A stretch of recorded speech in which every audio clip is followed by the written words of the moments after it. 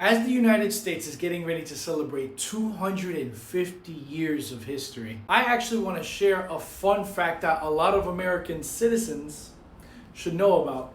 So after the Spanish-American War in 1898, the United States government signed a peace treaty with Spain. This was taken in Paris, France. This was called the Treaty of Paris. During this treaty, an exchange took place. The USA gives to Paris to give to Spain $20 million in reparation damages.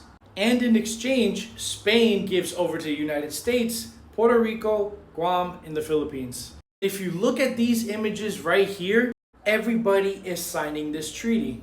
That being said, that means there is documented proof, right? So the question comes right after. Where's this document? Where is this signed Treaty of Paris? It turns out that there are two copies of this treaty in the world. Spain's copy of the treaty is saved in an Archivo Histórico Nacional in Madrid. And USA's copy is also held at their National Archive building in Washington, D.C. Wait, so you're telling me that the Treaty of Guam and Puerto Rico sovereignty is locked away in Washington, D.C.? Yes, that's exactly what I'm saying. So why didn't anybody from Guam, Puerto Rico, or the Philippines go to advocate and lobby in the Treaty of Paris? Believe it or not, only one man did, and it was from the Philippines. His name was Don Felipe Agoncillo y Encarnacion. He lobbied and made the attempt to go to Paris to advocate for Philippine sovereignty and was denied entry.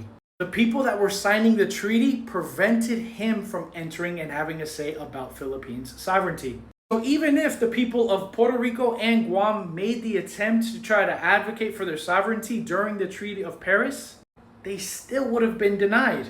The Philippines eventually achieved their sovereignty, but Guam and Puerto Rico today are still deemed to be considered part of the United States, even though they're not states. Wait, so if they're not states and they don't have representation in Congress, doesn't that make them colonies? Yes, it does. But wait. Didn't the founding fathers of the United States lay down their lives to fight against colonialism? Yes, they did. So you mean to tell me after 250 years, they eventually became the colonizer? What was that one quote from Batman? Either you die a hero or you see yourself long enough to become the villain. Así o más claro.